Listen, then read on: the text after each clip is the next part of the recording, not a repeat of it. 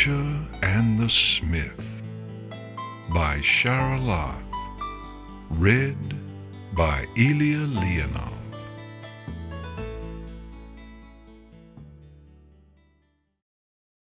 The Shaper listened to the song of the steel as her hooves worked the bellows. It was a song of heat, a song of change, a song of hidden strength waiting to be revealed. The Shaper listened and heated the forge until that song reached its peak, the point where all potential was revealed, and any more would lead to ruin. She slowed, letting the heat suffuse the steel without adding any more, until the whole of it was humming with its sweet music. It would not do to rush. Carefully, using her mouth and a harness of her own design to hold the tongs, she removed the metal from the forge. It shone in the dim light of the smithy, the heat of it pushing against her eyes as she laid it on the anvil. It cast her in a fierce contrast between light and shadow, making the colors of her dark orange coat and red mane alternately stark or dull. Ensuring that she had the tongs secured properly in her harness, she grasped the hammer in her mouth and waited, watching the steel. The song of the steel told her that it was ready, but still she waited, looking for the place where it would tell her to begin. The glow of the metal was a painting, a landscape of metal, a portrait of what it would become. It told her where the strongest steel was, where the impurities lay, and how she could pound them out or use them to strengthen the whole. She waited for that painting to show her where the first hammer blow would go. Then the rest would flow properly, like a raindrop sliding down a window pane. The steel finally told her where to begin, and, setting the hammer in her teeth, she brought it down. The blow vibrated through her, even through the well-padded handle of her hammer. She didn't fear damage to her mouth, though. She was an earth pony, and even a direct blow to the face from a war hammer wouldn't loosen her teeth. So she struck the metal with no fear and no hesitation. A simple hoof motion had her harness flip the steel, allowing her to strike the other side, which she did without a pause. The Shaper worked. She struck the steel again and again, coaxing it with every blow to be stronger, harder. Periodically she returned it to the forge and heated it back to perfect malleability before returning it to the anvil and continuing her work. It was a conversation, the ring of iron and steel, each blow an argument made to persuade the steel to give up being what it was and become what she wanted it to be. This steel was receptive and molded itself to her will with an eagerness that made her smile inside. It took hours, but her work always did. She could produce quickly if she wanted to, but every piece was important to her, and every piece was forged to perfection. It meant her services weren't cheap, but always in demand. She quenched the metal, letting it cool to the point where she could begin finishing it.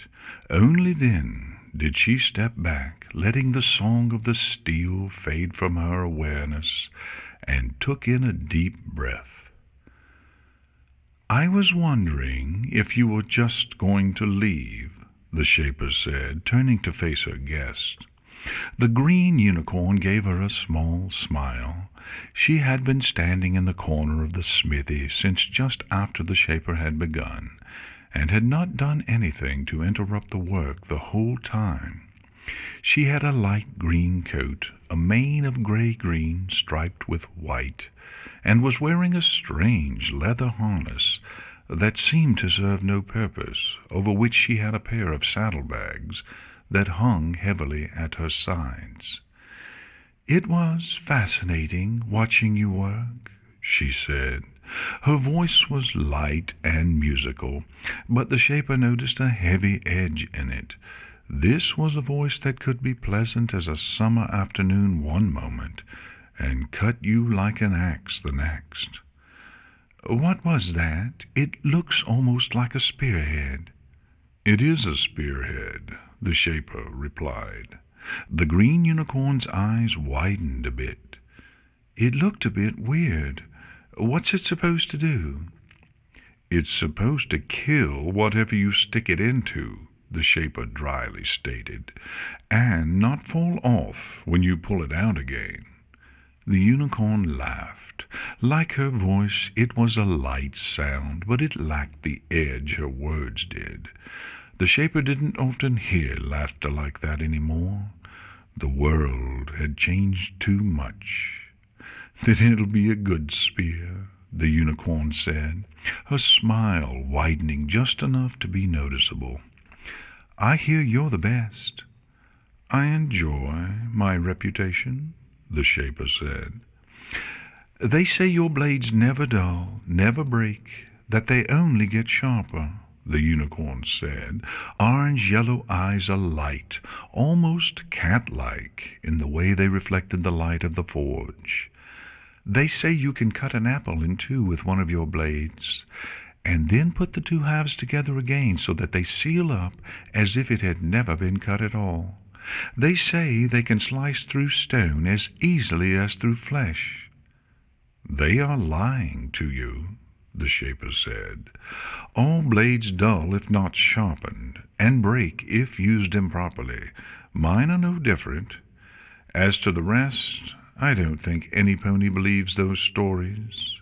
"They do," the unicorn said.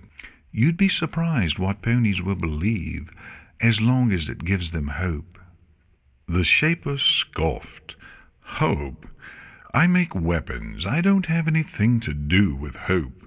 "You'd be surprised," the unicorn repeated, her smile not faltering for an instant.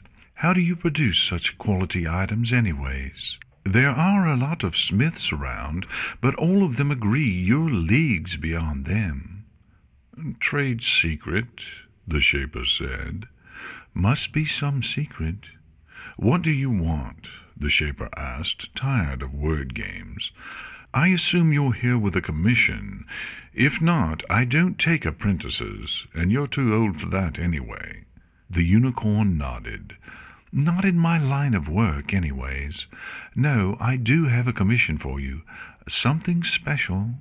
"They're all special," the Shaper said. "I always do my best work." "I understand that," the unicorn said quickly.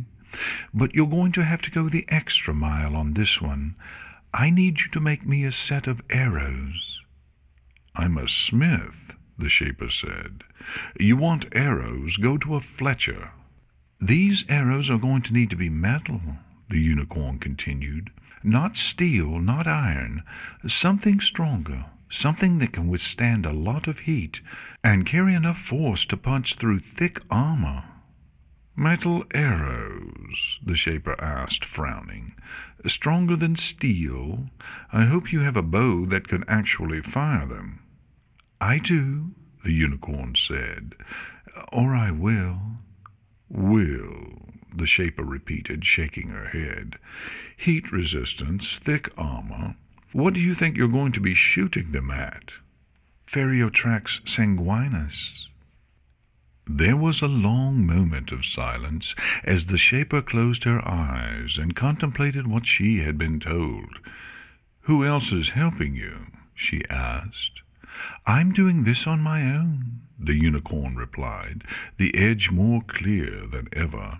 The Shaper took a deep, steadying breath. Finally, she looked back at the unicorn. "No," she said. The unicorn's smile fell. "You're the best. Every pony agrees on that. I need you to make those arrows. I need you, Shaper." The Shaper stomped the ground. "No, you're planning to fight a dragon with a hoof bow and arrows by yourself? Even my work will do nothing. If you're close enough to penetrate his hide, you're close enough for him to kill you in an instant, and one arrow will not slay a dragon of Ferriotrax's size, no matter how well placed. Not a hoof bow, the unicorn said. I'm not going to use a hoof bow. I have something else, something better. Better, the Shaper said, doubt clear in her voice. Even then, for an arrow to be able to overcome his hide and then last long enough to do damage, she shook her head. The materials alone would cost a fortune and take forever to acquire. I've got the money, the unicorn said, and I'm not in a rush. I don't think you understand just how expensive it will be, the Shaper insisted. Kingdoms are ransomed for less. I have the money, the unicorn repeated. Will you make me my arrows? The Shaper stared at the other pony, their gazes meeting and neither yielding. You're going to try, even if I say no, aren't you? I'll find another smith to make my arrows, the unicorn said. They won't be as good as yours would be, but I'll take what I can get. The Shaper sighed. You'll get yourself killed and accomplish nothing in the process. Maybe, the unicorn said, with a hint of her smile returning. But there's a lot less chance of that if I'm using your work. The Shaper hissed in irritation and turned away from the unicorn. She took up her tongs, drawing the now fully cooled spearhead out of the barrel of cooling oil. Without looking back, she took it to her workbench and began the process of finishing the piece. It took time and attention. The spearhead had to fit with the shaft well enough so that it wouldn't come loose from being swung around. This particular spearhead was also designed to use leather straps to secure it, and she had to make sure that nothing on the spearhead would cut into those straps. She worked for half an hour. Finishing a piece like this normally wouldn't take that long, especially since she wasn't polishing or sharpening it, but she spent her time getting it right and taking extra care. Finally, she set it aside. Hope, the unicorn had said. You'd be surprised at what ponies believe as long as it gives them hope. It had been so long since she'd known hope, so long since she'd seen it die at the hooves of the one she'd loved the most. She turned to the unicorn, who hadn't moved an inch. He's the sorceress's enforcer. You kill him, you'll be bringing her down on your head. I'll burn that bridge when I come to it, the unicorn said, her smile widening again. I'll need to see your weapon, the Shaper said. Once I've finished it, the unicorn agreed. How long will that take? The Shaper asked. It'll be done well before you've got the material for the arrows, the unicorn said. The Shaper grunted her acceptance of that. Fine. Once I find out the price for materials, I'm going to need you to pay that cost up front. I don't have the coin for something like this on my own. Not an issue, the unicorn assured her. When will you know? The Shaper shrugged. For this, 2 weeks at a minimum. The unicorn nodded. Then I'll return in 2 weeks. Hopefully I'll have my bow by then, and you can see what you'll be making those arrows for. I'll need a retainer, the Shaper said. Not the materials money, but something to show me you're serious. The unicorn smiled as her horn lit up with a hard amber glow, and a heavy leather pouch lifted from her saddlebag. It was set down on the workbench, opening just enough for the light of the forge to shine on the gold inside. Good enough? The Shaper nodded. Good enough for now. I'll make your arrows, but before we close this deal, I'll know your name. Lyra? The unicorn said. Just Lyra. I once went by Heartstrings, Lyra said, then shook her head. It doesn't really apply anymore. No, now I think I'll take on a new name. Lyra Archer. I think it suits my purpose." The Shaper snorted in derision. "We'll see about that." She turned away from the unicorn and to her stock of metal, already listening for the song of the steel. 2 weeks, Lyra. Be ready with that weapon." "I will," Lyra promised, and left as silently as she had come in. The Shaper set the steel aside and began to add fuel to the forge. The call of her next work was already taking her concentration, but her thoughts lingered on the pony named Lyra and her crazy plan to slay a dragon. Hope, she had said. This land was crushed under the hoof of the sorceress, and she wasn't even the worst of the monsters that had taken what had been a beautiful world and twisted it to their perverse ends. Hope was a dream or a delusion, yet the Shaper couldn't help but indulge in that dream, in that hope that something could be done to change this fallen world.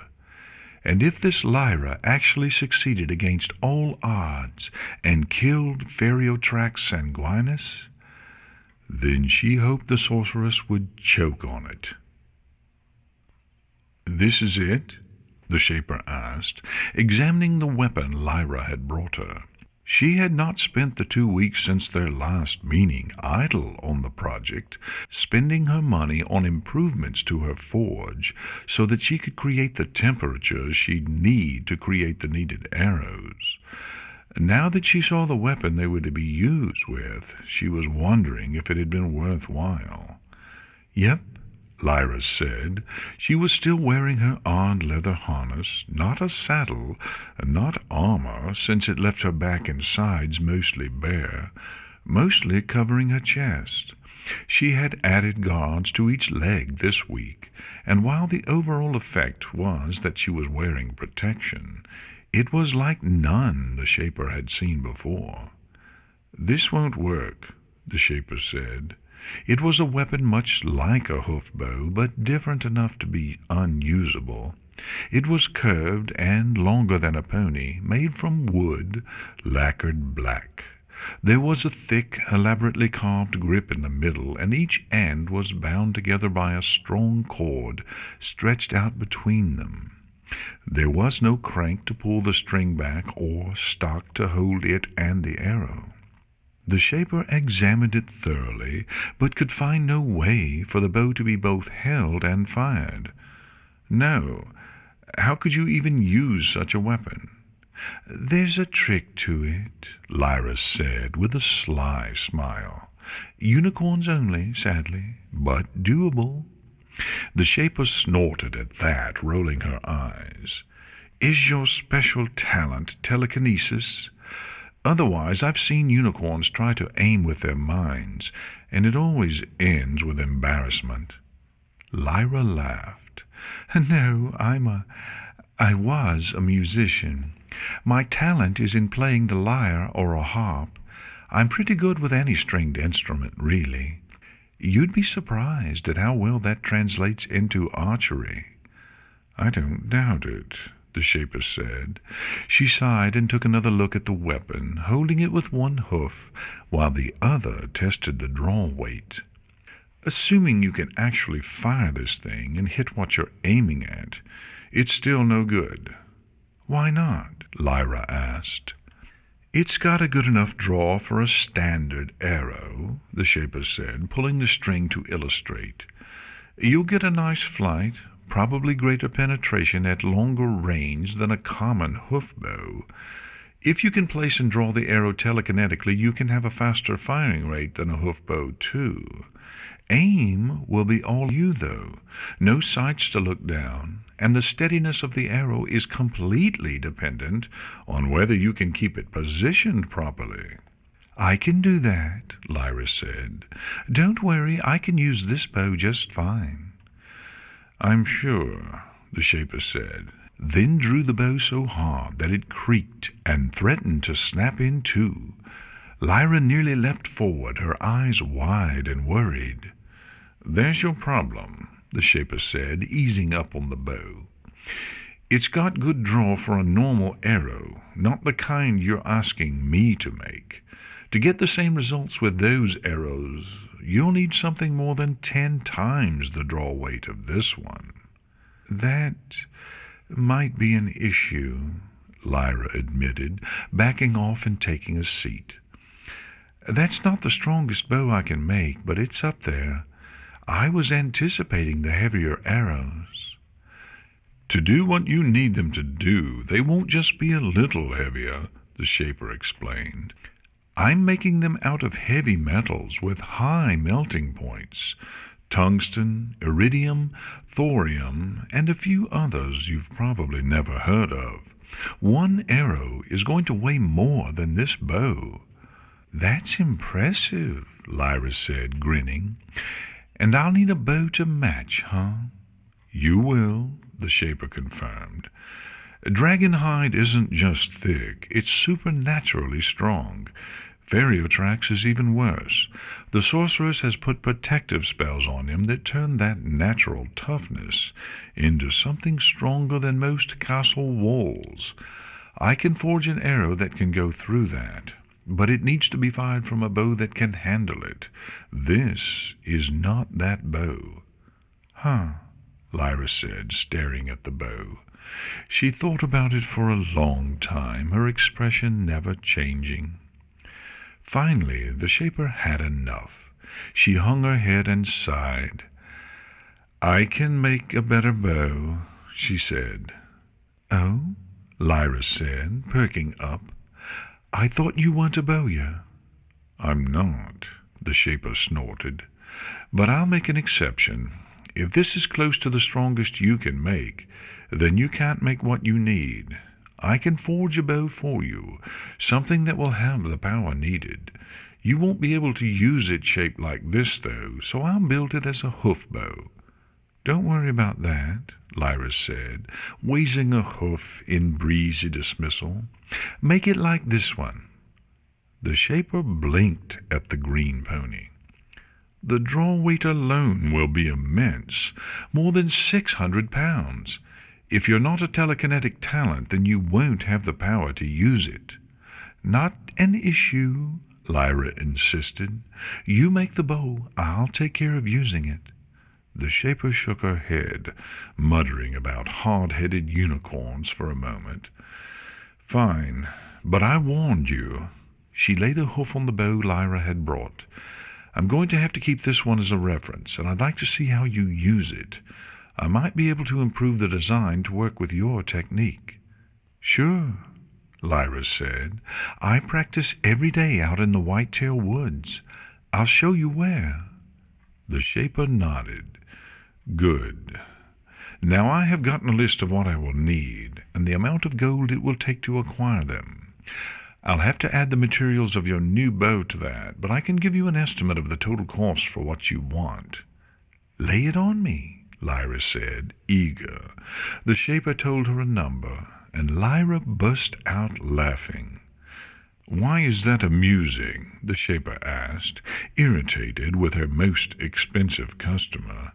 "I warned you that the price would be high." "It's not that," Lyra said, wiping her eyes and settling into a few giggles. "It's just that I was told in a place where everything is either truth or lies that the price would be that exact number. I had assumed I was being lowballed." The Shaper went still. "You've been to the Grove of Truth?" she asked, voice careful and quiet. Lyra nodded. "Yeah, I'm surprised you know of it. Not a lot of ponies around here know much of the world outside the sorceress's domain. Not that I'd want them to know more about that place. The Grove of Truth, well, it was not nice." "Did you meet the druid?" Lyra nodded again. "She likes to talk to visitors. She knows things. Everything, maybe. But you're never sure if what she says is truth or lies," the Shaper said, sighing. "Sometimes I think of going there."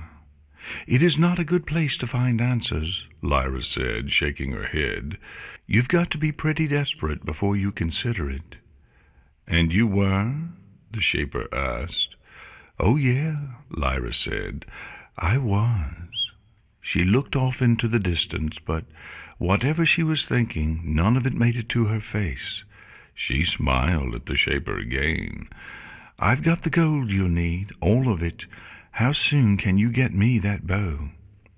"It'll take a month," the Shaper said, letting what she had learned about Lyra settle into the back of her thoughts, to be ruminated on later. "The material for the arrows will take longer. I don't think I'll have them all ready for a year, maybe 14 months. "Then I'll have tons of time to practice with my new bow," Lyra said, smiling happily as she hopped to her hooves. "Are you free now? I could show you where I live and practice." The Shaper contemplated what other work she'd been contracted for. She usually didn't take time out of working for anything other than the basic necessities of life or business. This time the Song of Steel was distant in her mind, overpowered by her curiosity as to how Lyra used this strange bow. "Yes," she said, removing her apron and forging harness. "Good," Lyra said.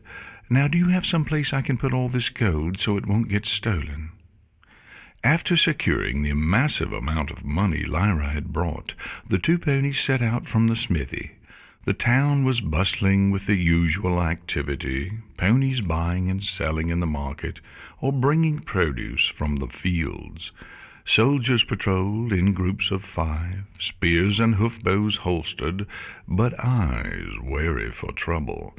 Lyra got a few reactions, waves, and cold greetings from ponies she knew. No pony waved to the Shaper as she passed. If they knew her, they knew she didn't socialize. "This is a good town," Lyra said as they came to the gates of the walled community. "I never see a lot of fear here." "The sorceress is harsh with those who disobey her laws," the Shaper said, keeping her eyes down as they exited the town. She didn't want to look at the horizon, where the sorceress's mountain home could clearly be seen. "Her pets are allowed to roam free, but most of them don't attack settlements." I know," Lyra said.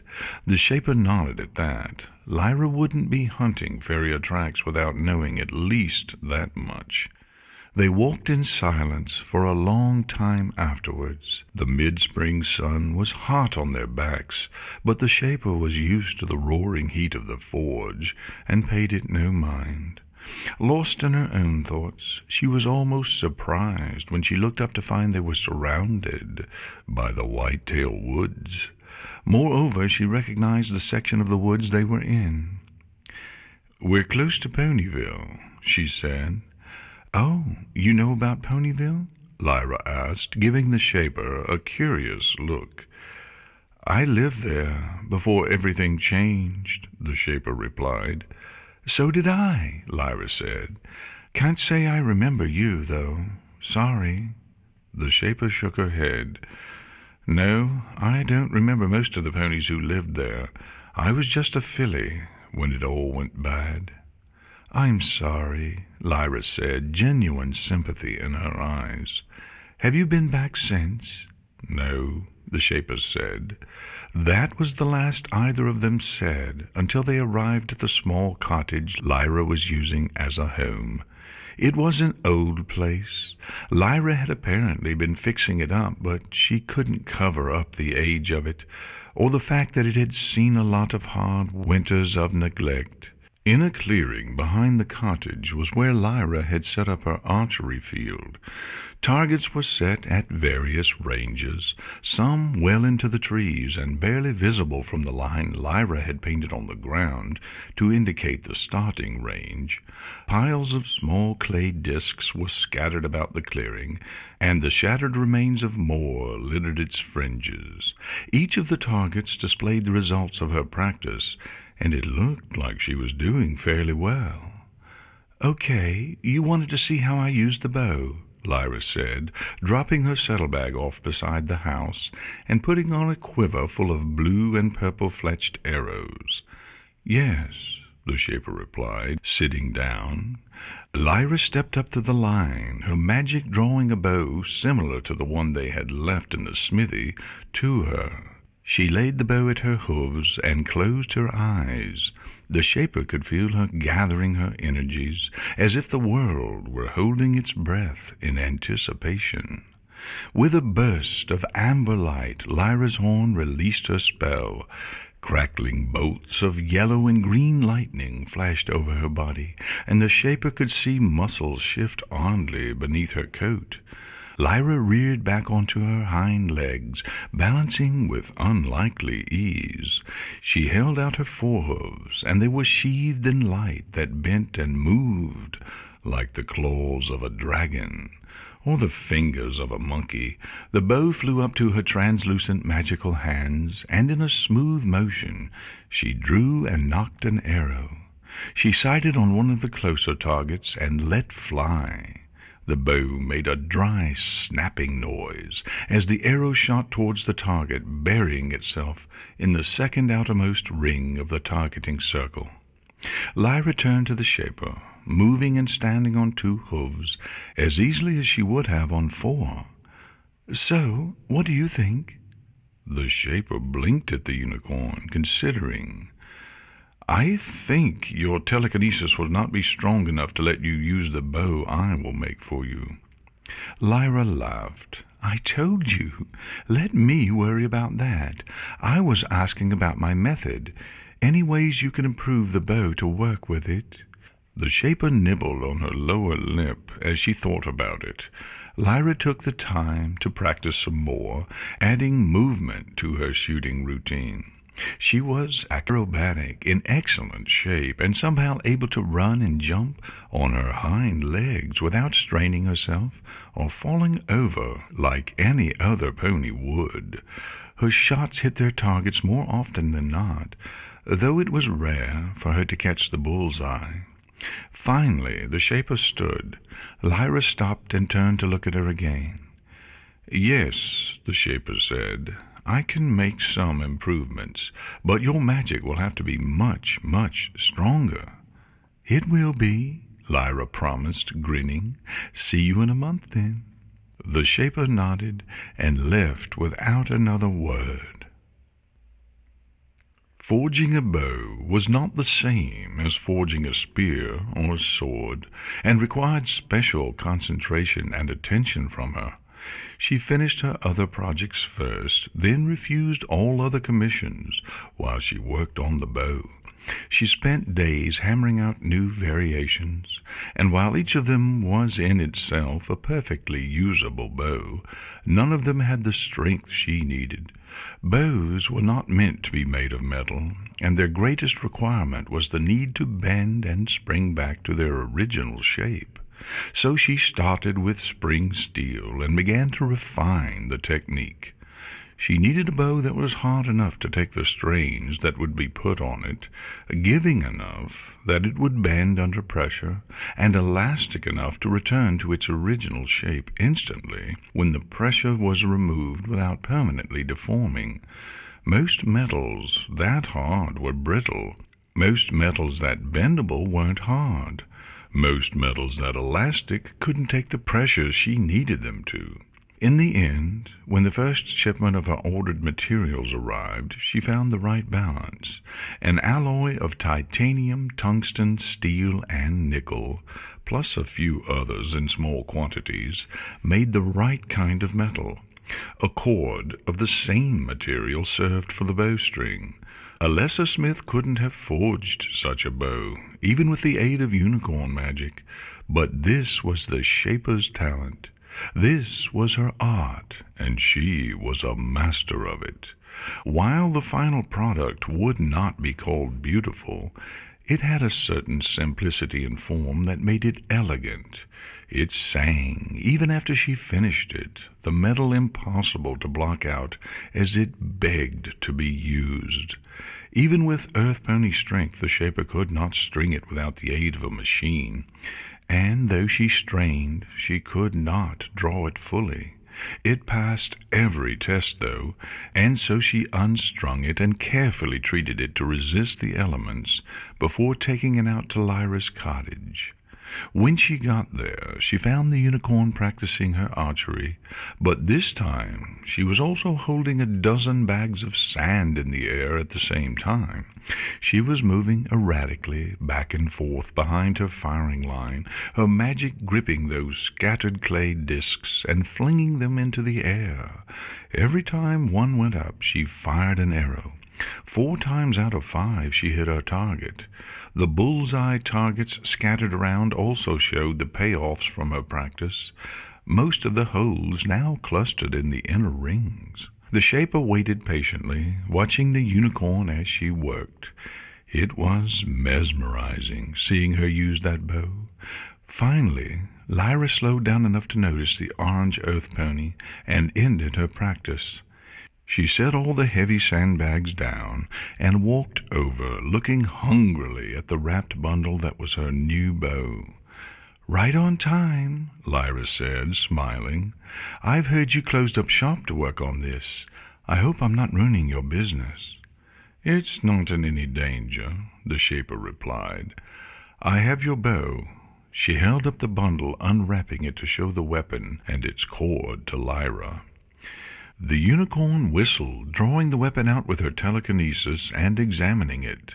Unstrung, it didn't look like a bow, the design making the ends curl outward so that it looked like a large metal C. Lyra knew it for what it was, though, and grinned as she spun it around. "This is impressive and heavy. I'm assuming I shouldn't practice with this and normal arrows." "That would be foolish," the Shaper agreed. "A normal arrow would disintegrate under the stresses applied to it. Here," she laid out a pair of covered quivers. "I made steel arrows. These aren't the arrows I'll be making for you, but they have about the same size and weight, so you can use them to practice with." "Incredible," Lyra said, then took the string and began readying the bow. It took her minutes, her face showing her strain, as she carefully used her telekinesis to pull the bow into the right shape and set the string. The Shaper was impressed. She hadn't thought the unicorn would even get that far. When she finished, Lyra puffed for breath, sweat staining her coat. "Okay, you weren't kidding about that draw weight." "No," the Shaper said dryly. "I don't exaggerate." "Let that be a lesson to me," Lyra said, chuckling. She drew one of the steel arrows and nocked it. She took aim at the same target she had used the first time she had shown her archery magic to the Shaper, using the sight the Shaper had included to line up the shot. When she drew the bow, her mouth set itself into a grimace of effort, and her horn began to glow with radiance enough to outshine the sun. She let out a long groan that rose in pitch to a yell as she forced the string back, her hooves shaking in agonized exertion. Finally, she pulled the bow to full draw and let loose. The arrow blasted forward, cutting a screaming line through the air that completely missed the target and slammed into a tree 100 feet beyond it. The bark of the tree exploded as the arrow tore through its trunk, birds taking flight and squirrels screeching as it began to fall. Lyra was pitched forward into the air as the snap of the bow nearly tore it from the grip of her telekinetic fingers. She flew 6 paces before crashing face first into the grass. The Shaper rushed up to the unicorn, concerned. Lyra's horn winked out, leaving spots in the Shaper's vision and eliciting a pained groan from the unicorn. "Lyra, are you all right?" the Shaper asked, not knowing if she should touch the unicorn to be sure or not. "Yeah," Lyra groaned, coughing. She slowly got to her hooves, once more standing on all four of them. "That's got some crazy kick. I'm going to have to figure out a way to compensate for it." "Your foreleg," the Shaper pointed out. Lyra looked down and saw the leg that had been holding the bowl was bleeding badly, coat and flesh stripped from it along one side. "Youch! I'm going to need a better wrist guard." The Shaper contemplated this as Lyra magically grabbed some bandages from inside the cottage and began to bind her wound. She supposed she could design something that would protect Lyra from her own weapon. It would be yet another service for this unicorn on a mission she didn't even believe she could complete. Still, she was going to do it anyway. "I'll make you a better one," she said. "Really?" Lyra asked. "That's great." She gave the Shaper another wide grin. It was just for a moment, but the Shaper felt her own lips twitch up in response. The fall made the Whitetail Woods a riot of colors.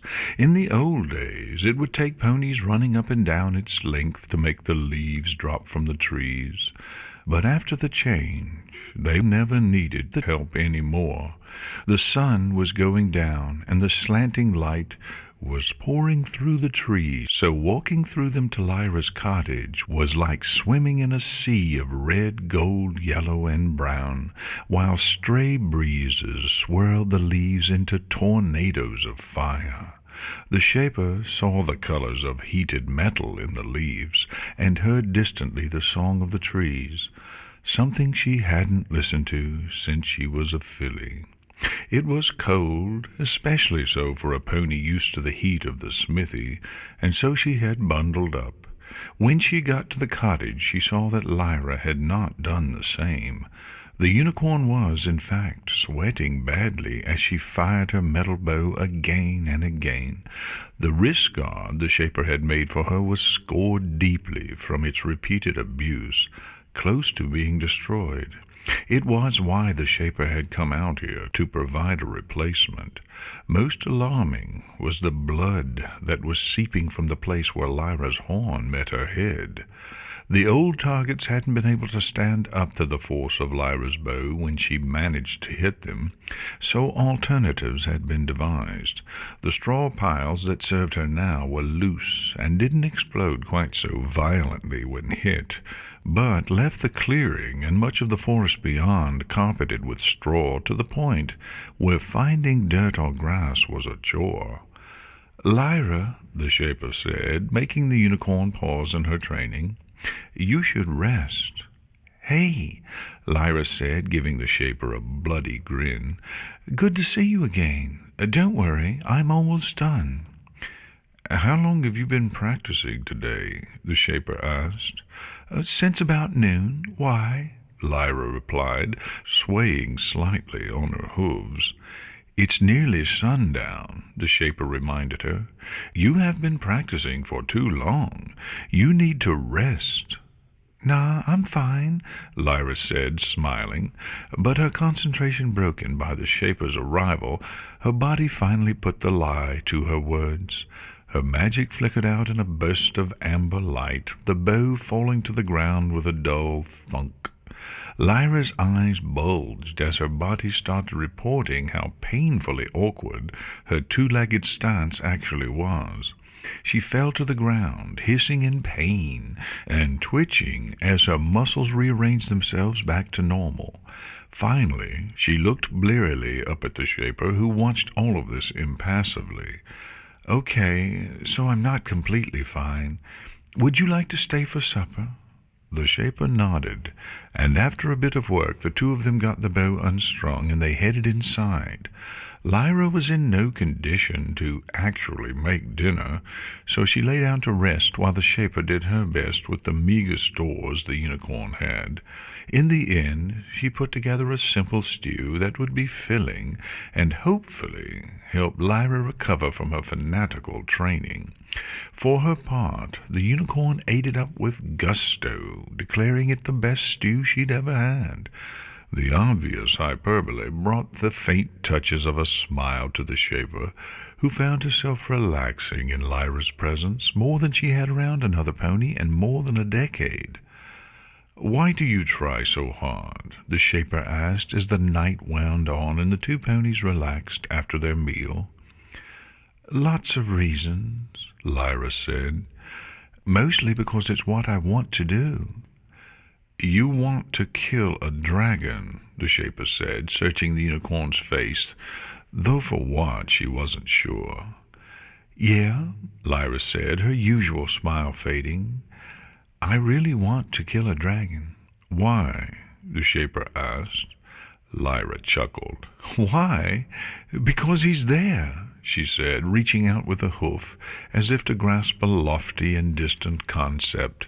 The Shaper gave her a steady stare until she dropped the hoof and laughed. "Usual reasons, I guess. Revenge is a big one. Arrogance, love of glory, that's a good one.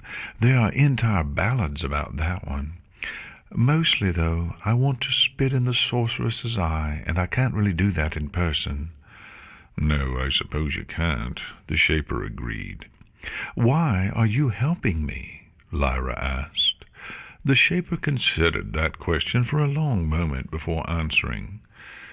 "Hope," she said. "You want to hurt the sorceress, and you give me hope that it can be done." Lyra watched her as the Shaper sat in silence, gaze turned inward as she examined the motivations that she had revealed. "Who did you lose?" Lyra asked, pulling the Shaper out of her reverie. "Everyone," she said. Lyra nodded. "Me too."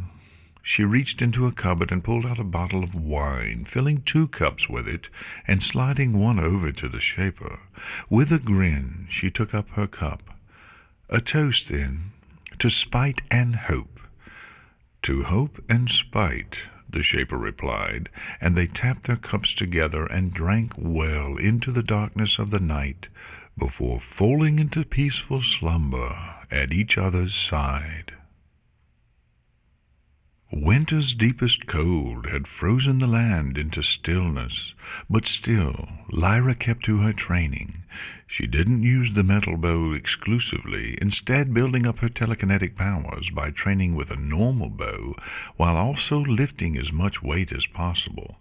The Shaper often made the trip out to watch her, finding her comfort around the unicorn growing with each passing week.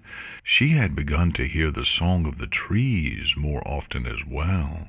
In her smithy all was steel and heat, but out here she could feel the slumbering trees waiting for the sun and warmth to return, so they could flower with leaves once again. She had been afraid that the more she heard the trees, the less she would be aware of the steel, but that hadn't happened. Instead, she had found that listening to both improved her abilities. She was working metal better than ever, and her trips out to Lyra's cottage were soothing.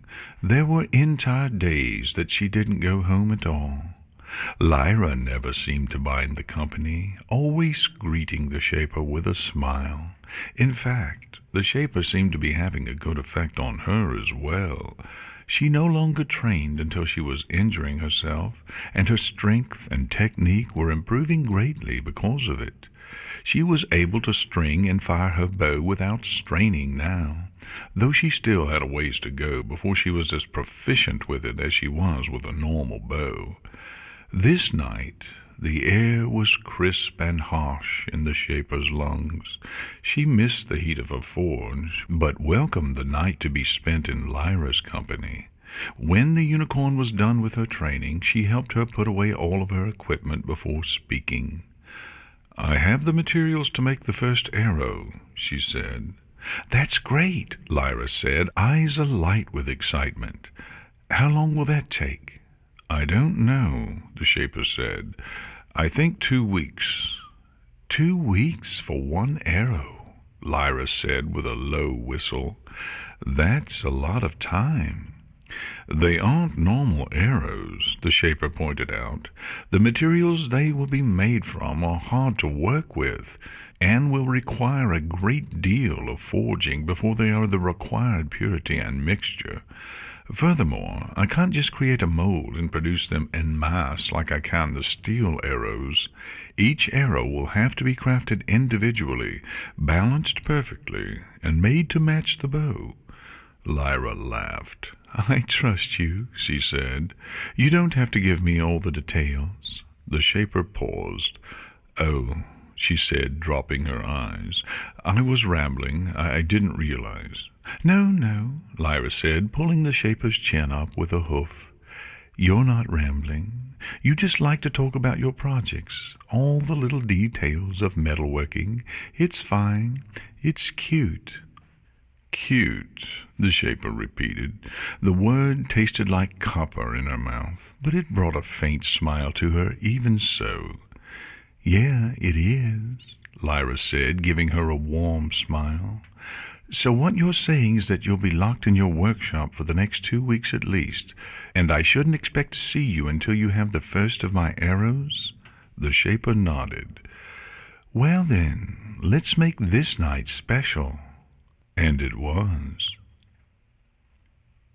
The arrow was a thing of beauty. The Shaper couldn't help but admire it as she handed it to Lyra. It had taken 3 weeks to get it right. 3 weeks of near-constant labor while her improved forge was raised to its highest temperature possible. The hardest part had actually been keeping herself from getting dehydrated or catching fire. The metals that had gone into the creation of the arrow had almost spoken to her. Their song was so clear. She had known exactly how long to heat them, exactly how much of which elements could be alloyed to create the greatest strength and heat resistance. Wow, how did you get my cutie mark on the arrowhead like that? Lyra asked, poking a hoof at the blemish on the arrow. That was indeed a perfect replication of her lyre cutie mark. Trade secret, the Shaper said. Lyra laughed. Fair enough. Can I use this to practice with, or is it one time only? It's one time only for a dragon. For target practice, you could shoot it through trees all year, and it would be fine, the Shaper said. Then that's what I'm going to do, Lyra said, slipping the arrow into her quiver. How long will it take to make the others? I will make them as soon as I get the materials, the Shaper said. Now that I know exactly what I'll need, I can order more of it, but there's not a lot of some of the metals available. I think I could make a dozen by summer sun.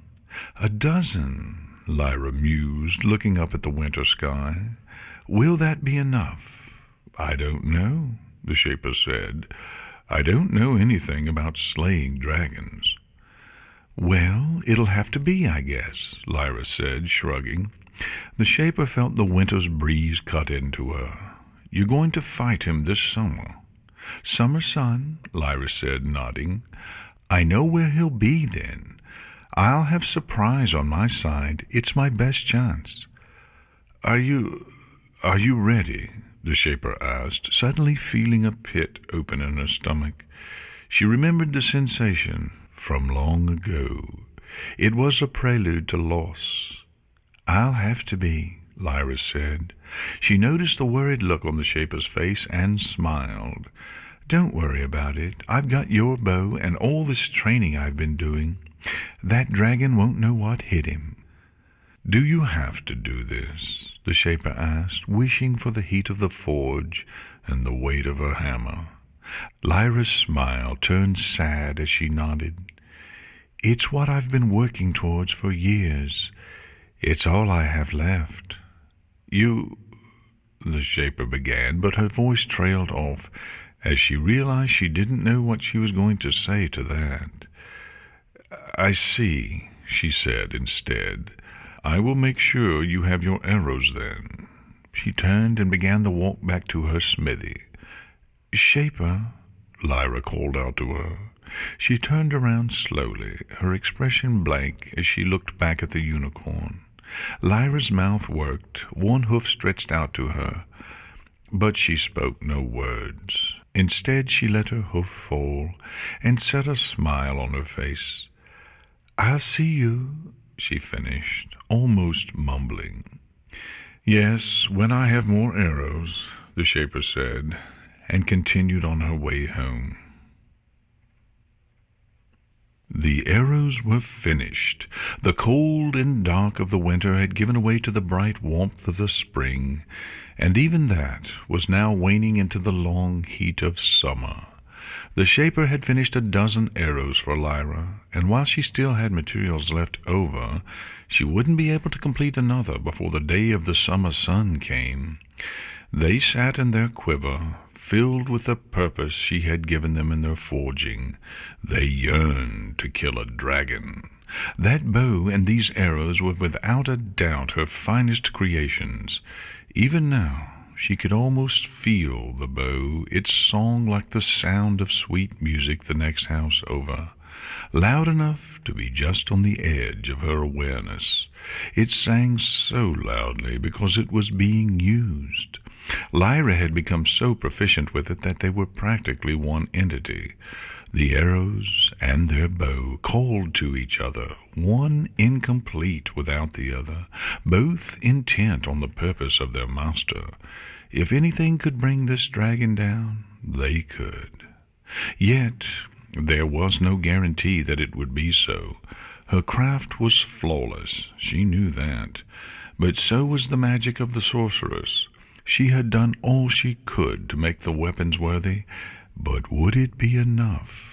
"Hope," she said, staring at her smithy. "Hope will burn you every time," a pony she had trusted had once told her. It had proven true thus far, one of the few things that had. She should just deliver the arrows and let it go. Lyra would fight her dragon, and either win or lose. Most likely the latter. The sorceress might be angry at her for providing weapons that could hurt her and force her, but the Shaper had also provided weapons to the sorceress's enemies in the past, and had never been chastised for it. It would be best to just be done with it, to return to her forge and her life of working steel. It would be best if she forgot the pony named Lyra and her phantom hope. "She will win," the Shaper found herself saying. It was a conviction with no basis. It was foolishly absurd. A lone pony taking on a full-grown dragon. No pony believed those stories. "You'd be surprised at what ponies will believe as long as it gives them hope." The words were an echo more than a year old, but still vivid in her memory. More memories joined that one. Lyra's laugh, Lyra's smile, Lyra's dedication, Lyra's eyes, as she talked of spiting the sorceress. "You give me hope," she had told the unicorn. That hadn't been a lie. "She will win," the Shaper said again, this time on purpose. She turned to look at the stock of heavy metal she had left over from the arrows. There wasn't enough time to make another, but a plan was beginning to form in her mind. She slowly tuned herself into the song of the metal, letting it wash into her. She was going to need more than just that, so she reached out to the forest beyond the walls of the town. The twin songs of metal and wood twined together, a harmony that spoke of solidity and growth, of eternity and the cycle of life and death. She listened to the songs, finding the places in them that she could shape to her will, and they offered themselves up to her readily. She was an earth pony, and all things of stone and soil were her domain. Then, with a determination she hadn't felt since her youth, she set to work. 13 arrows, Lyra said, sliding the last into her quiver. She had 2 of the leather quivers hanging from her back, one with the special dragon-slaying arrows, and the other full of the standard steel arrows she'd been practicing with. Almost ashamed to put beauties like these into a monster like Ferriotrax, she mused, but then shrugged. "Ah, well, I'm sure they won't mind." "No, they're eager for it," the Shaper said. She stood with Lyra outside the unicorn's cottage on the day of the summer sun. She wore her smithing clothes, and her hammer was in its holster at her side. Lyra hadn't commented on this, but had certainly noticed. "Well, that's good," Lyra said. She took a deep breath, and her eyes drifted to the sky, where the sun was just making its ascent over the treetops for the longest day of the year. "I'd hate to make them do something they don't want to." "Do you want to do this?" the Shaper asked. Lyra gave her a surprised look. "You don't have to," the Shaper said. Lyra huffed out a weak laugh. "Would that it were so. I've invested all of myself into this. I can't back out. Not now. Not ever, really." She shook her head and smiled once more, a soul at peace with its destiny. "No, I want to do this." "Then I'm coming with you," the Shaper said. "What?" Lyra shouted, jerking her head to meet the Shaper's gaze. That stare brought her up short, the steel in it stronger than Lyra's bow. For a moment it looked like the unicorn was going to resist, but then her smile grew wider, and she let out another genuine laugh. "Even in the fallen world there are wonders," she said. "I hope you're not planning on fighting the dragon with me." The Shaper shook her head. "No, I won't fight him, but I'll be there with you, for you." "Stay off to the side," Lyra warned. "He's going to be spitting fire. He's cruel, so if he thinks it'll distract me, he's going to try to burn you." "I can take heat, Lyra," the Shaper said. Lyra laughed once more. "I'm sure you can," she replied, and the two of them set out. The place Lyra had chosen for the confrontation was the field that had once been Ponyville, before the world had changed. The Shaper had steeled herself for the painful memories the place would conjure up, but, to her surprise, none came. It was just a field now, no different from any other she had seen. Perhaps it had once been the site of her home, but that was long ago, and felt far, far away. They waited for hours as the sun made its way high into the sky. The Shaper avoided looking at the sky. It would only lead to staring at the castle of the sorceress as it hung from the tallest mountain in the distance. So it was that she spotted the shadow of the dragon moving towards them before Lyra did. "He's here," she called out, scurrying to get some distance between herself and Lyra.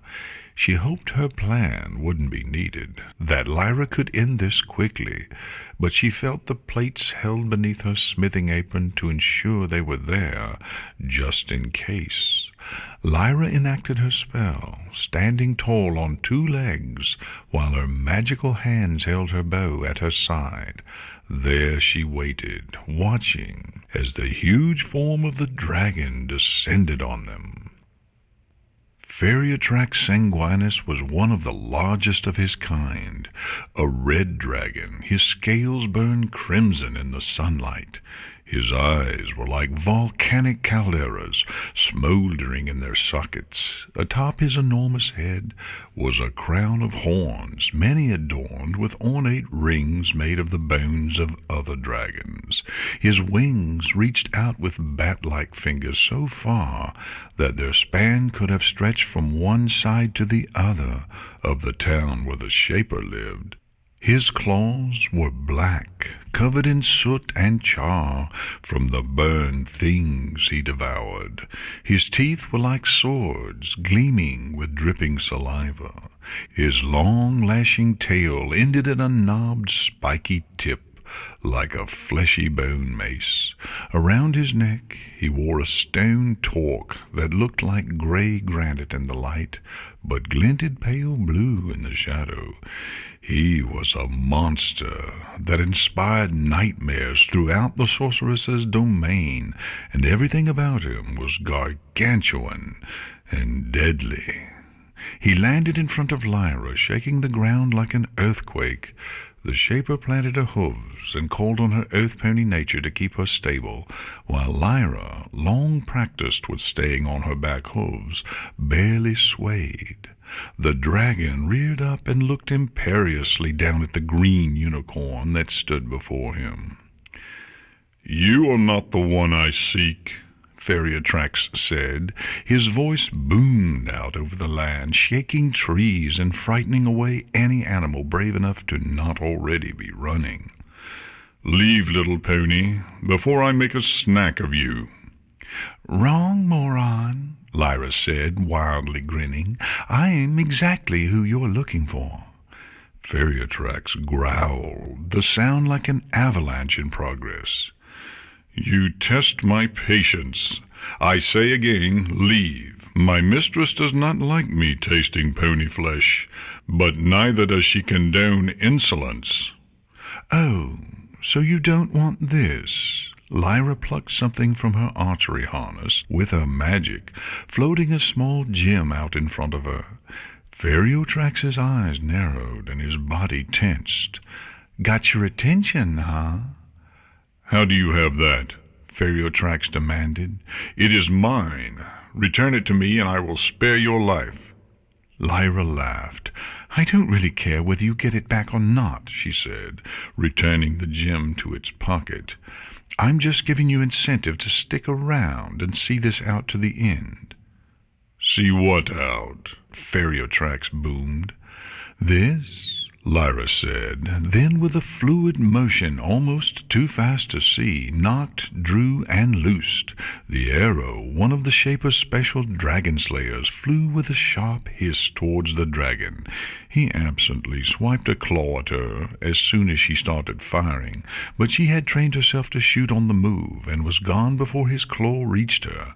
The arrow caught Feriatrax in the shoulder, punching through his magic-enhanced hide, and burying itself in the bone.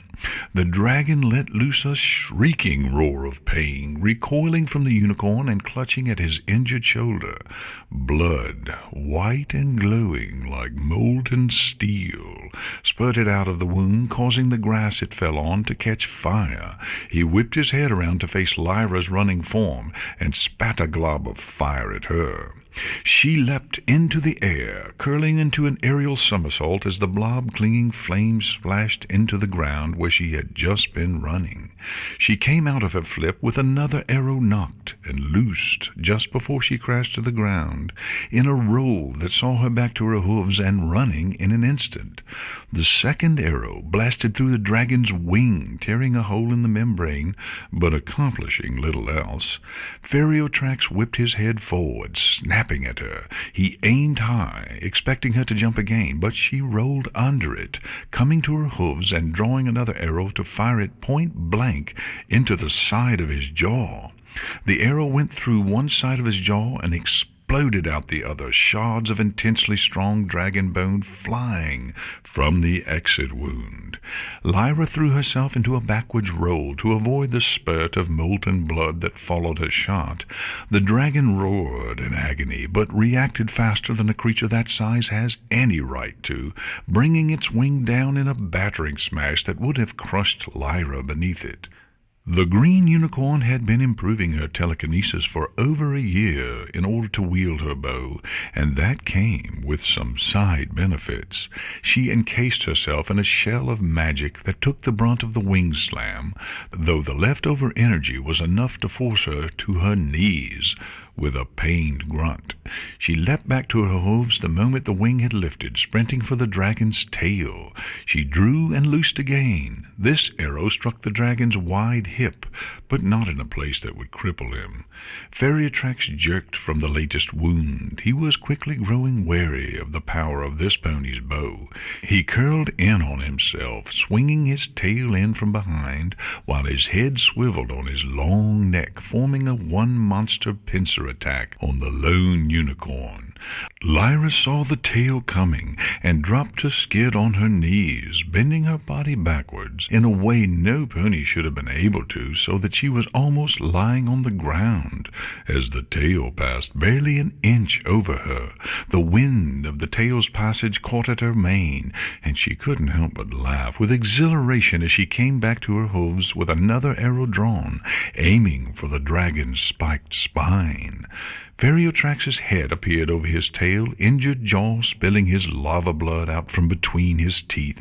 He spat another glob of fire at her, and she had to dive to the side to avoid it. Her shot missed by a wide margin because of that, sailing over the dragon and out of her reach. Ferriotrax spun in place, his tail whipping towards Lyra low enough to the ground that she couldn't go under it, and his bloody jaws following it up high in case she decided to jump. Lyra chose neither option, leaping in the direction the tail was swinging and catching herself on it. She stood on the side of the tail, parallel to the ground. The speed of its motion made it as stable as any ground to her practiced hooves. She took aim and fired into the base of the tail, catching the spine and paralyzing the limb. The force of the moving tail still threw the unicorn, and she spun through the dirt for 100 feet before coming to a rest. She didn't have time to gather herself, though, as the dragon roared in pain and rage and stomped towards her. Lyra rolled away as a massive claw slammed down into the dirt where she had lain. She flipped to her hooves and shot an arrow into the dragon's wrist. Ferriotrax pulled the injured limb back and snapped at her, spraying blood. Lyra rushed away from the bite, but some of the blood caught her flank, causing her to stumble in pain as it burned into her. She grit her teeth and kept going, ignoring the agony in her leg. She pulled an arrow and shot it at him. Ferriotrax flinched, but in her pain she had accidentally pulled one of her steel arrows, and though it was shot from her powerful bow, it did little more than shatter and melt against his scales. The dragon grinned and spat another glob of fire at her before rushing in, using his wings as secondary legs to compensate for his injured forelimbs. Lyra swore and dove under the first attack, rolling in the dirt to fire another arrow from her side into the dragon's chest. It buried itself deep, cutting into one of Ferriotrax's lungs. Lyra didn't have the opportunity to gloat over her good shot, as the dragon tried to drop and crush her with its weight. She kept rolling, barely making out from under him before he had squashed her. With a graceful spin, she was on her hooves again. She took the opportunity of a moment's inattention from the dragon to leap on his injured claw and run up his arm to his wide, spiky back. She fired into his uninjured shoulder joint, taking a moment to aim so that the shot was perfect. Ferriotrax shuddered, and this time Lyra wasn't able to keep her balance, tumbling from his side. She managed to land on her hooves and spun to fire another arrow into his heaving chest. The dragon's kick caught her by surprise, but only a glancing blow. It still hit with enough force to crack several of her ribs and send her flying through the air to crash hard on her back in the dirt. Her arrow had hit Ferriotrax, but in the thick muscle of his arm instead of his weakened lung as she had been aiming for. Lyra lay stunned from the blow, trying to force air into lungs that weren't cooperating. She rolled to her hooves, her motions slower, pained. She looked back at the dragon and found that he had taken to the sky. Finally managing to catch her breath, Lyra drew and loosed at the beast. Her arrow was badly timed and missed the dragon by a foot. The dragon circled and spat fire down at Lyra, forcing the green pony to run a zigzagging evasive pattern as his liquid flame splashed down all around her. She leapt and rolled, dodging each attack as the dragon strafed by. Finally, Ferriotrax was forced to turn to come around at her again. Lyra drew and sighted, making her pain breathing settle into a calm, even rhythm by a force of will. She judged the distance, the motion of the dragon, the speed of the wind, and when she had the perfect moment, she loosed. The arrow flew straight and true, punching through the bone of one of Ferriotrax's wings near where it met the joint. The wing failed, and the beast spiraled down, crashing into the ground with a sound like the world falling apart. The ground bucked at the impact far worse than it had when he had just landed. Lyra was sent sprawling and had to use the bow to help herself back to her hooves. The dragon stared at her from 150 feet away. There was rage clear in his eyes, and also surprise and pain. What nearly brought a smile to Lyra's face was that buried under the anger and pain, there was also a hint of fear. The dragon feared her. She reached back to her quiver, and her elation fell away. She had only one arrow left. She took a deep breath and nocked the arrow. It would have to be a perfect shot. Anything less, and the dragon would live. The problem was she didn't have that perfect shot to take. Ferriotrax had huddled in on himself, denying her the opportunity to hit his chest and go for a heart or lung shot. She could probably aim for his brain, but at this distance even her arrows might not penetrate his thick skull. Aiming for the eyes was possible, but he would flinch away the moment she fired and spoil any such attempt. She had to close the distance. It was the only way. She was about to do just that when Ferriotrax opened his mouth wide and sucked in a huge breath, his body expanding like a croaking frog. Then, with a defiant roar, he poured out dragon fire.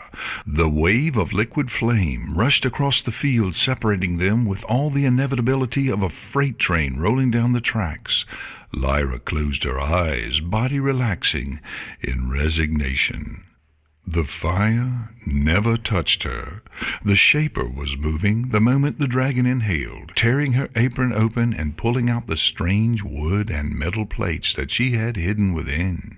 She galloped to the green unicorn, arriving just in time to place the plates between the fire and them, and use her hammer to drive the wooden roots attached to them into the ground. Instantly the small tree sprung to life. Each of its branches was grown into the back of a polished metal plate made up of the same alloys as Lyra's arrows. At the Shaper's directions, the tree lifted the plates into position, locking them together to form a reflective shield that caught the fire and saved both ponies from annihilation. Even as the plates heated to a red glow, the tree was growing, converting the heat energy into the stuff of life. Flowers blossomed on the side of the tree facing the ponies, each bloom blowing cooling air at them to protect them from the convection heat of the flames that were flowing to either side. "You," Lyra said as she opened her eyes and beheld what the Shaper had forged, "how is this possible?" "A trade secret," the Shaper said, smiling up at the unicorn. The flames cut off and the tree relaxed its shield. The area around them was charred completely black, nothing left of the grass or topsoil of the plain.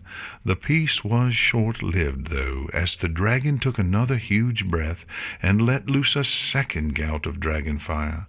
The tree immediately put its shield back into place. "Must be some secret," Lyra said, watching the tree at work. She turned her gaze back to the Shaper. "Why?" Lyra asked, as the inferno raged all around them. "Because you're not alone," the Shaper said, having to shout over the roar of the flames. "Neither of us could do this on our own, but we don't have to, because we have each other. Hope and spite, remember?" "Spite and hope," Lyra said, her grin returning. "I've only got one arrow left." "I know," the Shaper said. "This shield will only protect us one more time before it dies. Make it count." Lyra took a deep breath of the cool air the shield tree was providing, then drew her bow to its fullest extension. The metal nearly vibrated in her magical hands. The arrow nocked was the first one the Shaper had made for her, the one bearing her cutie mark. It gleamed in the firelight, sharp and deadly, and straining to find its mark. The fire ended, and the tree let down its shield, but she did not fire. The dragon took in another breath, but still she did not fire. Finally, when Ferriotrax stretched his long neck to them with his mouth wide open and the flames already spilling out of his throat, she loosed. The arrow flew from her bow to its purpose. It hissed across the blasted space between them and into the raging flames of dragon fire. The arrow had been forged in greater heat than that, and was barely warmed by the inferno. It flew down the throat of the dragon, stretched straight as he unleashed his deadly breath. Then, unimpeded by the mystically thick scales of the beast, it tore through the dragon's black heart. The fire cut off immediately as the dragon reared back, clawing at his chest and letting loose a piteous cry of anguish that reached all the way to the distant mountains. He shuddered violently, reaching for the stone collar around his neck. Then, with a terrible gasp that ended in a long, choking rattle of breath, he fell to the earth and lay still. Ferriotrax Sanguinus was slain. Lyra and the Shaper stared at the fallen dragon for a long moment. Then, for the first time in years, the Shaper laughed in simple, genuine joy. Her laughter was infectious, and Lyra quickly joined in, dropping her magic and setting the bow down. Soon they were both rolling on the small patch of uncharred earth, giggling like a pair of fillies. "Do you think she noticed?" Lyra asked when she could talk again, jerking her head at the distant castle. The Shaper looked up to the castle and for the first time didn't feel despair at its sight. Blue light was shining from its windows, a dark cloud gathering above it as the sorceress vented her anger. Yes, she noticed. "She'll be coming for us," Lyra warned. "You and me both." The Shaper nodded her agreement. "I knew that when I decided to help you." "She'll probably catch us and kill us," Lyra continued. "And not if we run far enough," the Shaper said, getting to her hooves. "If we're not dealing with her, then it'll be one of the others," Lyra pointed out. "I've met the Druid and the Tempest, and neither of them are as easy to live with as the Sorceress. The other two are even worse than that."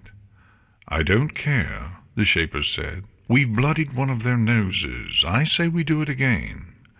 "Now that's spiteful thinking," Lyra praised. "I prefer to think of it as hope," the Shaper replied. "Hope that we can make a difference, even in this fallen world. Hope that they can be fought, and even if it's only in a small way, beaten." "I think I like that hope," Lyra said, grinning. She got up and quickly unstrung the bow before strapping it to her harness. She winced a little as the extra weight pulled at her cracked ribs, but a small application of telekinesis eased it up enough that it wasn't a pain. "Now where to?" she asked. "That way," the Shaper said, pointing a hoof in a random direction. "So," Lyra said as the two began walking, "what were you called before you were the Shaper?" "Oh, I thought you knew," the Shaper said. "After all, you've met my sister." "What?" Lyra asked, staring at the other pony. "Who was it?" The Shaper laughed, walking away. "Oh, come on, who is it?" Lyra asked, grinning as she trotted to catch up. And side by side the archer and the smith walked into the summer afternoon.